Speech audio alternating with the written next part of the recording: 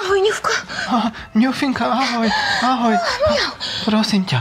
V prvom rade sa upokoj a v druhom rade asi si nevšimla, že ňufkači teraz vidia akurát tvoj mačací zadok. Prosím ťa, poď vedľa mňa.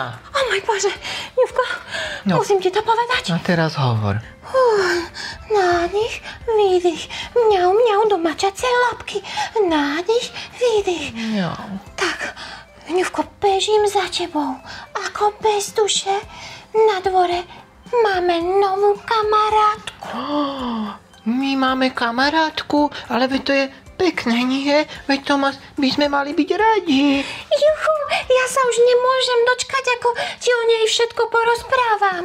Veľmi sa teším, no tak rozprávaj, kto to je, ako sa volá, aká je veľká, koľko má rokov, koľko má detí, kde býva, kde spí, čo je. Dobre, poviem to tebe, poviem to aj vám, detičky.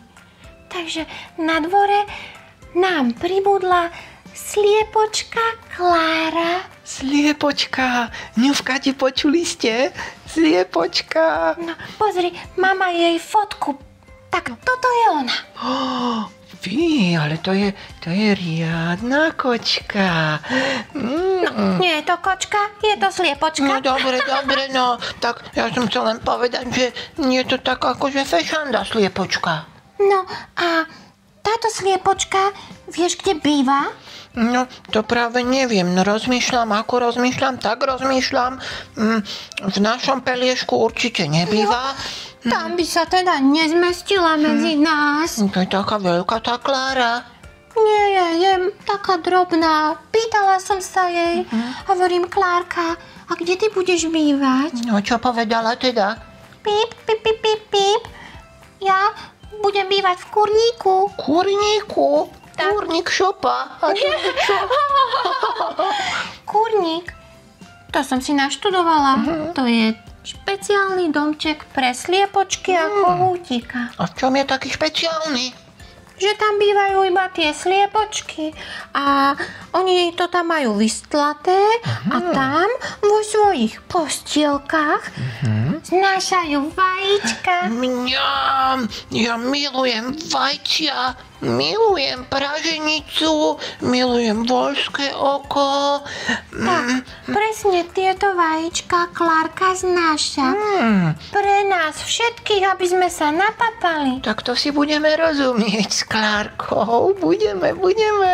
No a vieš, že keď sliepočka na tých vajíčkach tak dlhšie sedí, ohrieva ich... Tak ju boli zadok.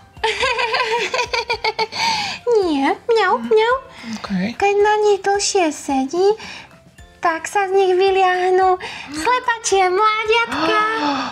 Čože? Takže my budeme mať možno aj viac kámošov? Je to možné a teraz ti dám otázku a 3 možnosti. Počúvam. Keď sa vyliahnú slepačie mláďatka, volajú sa po A šteniatka,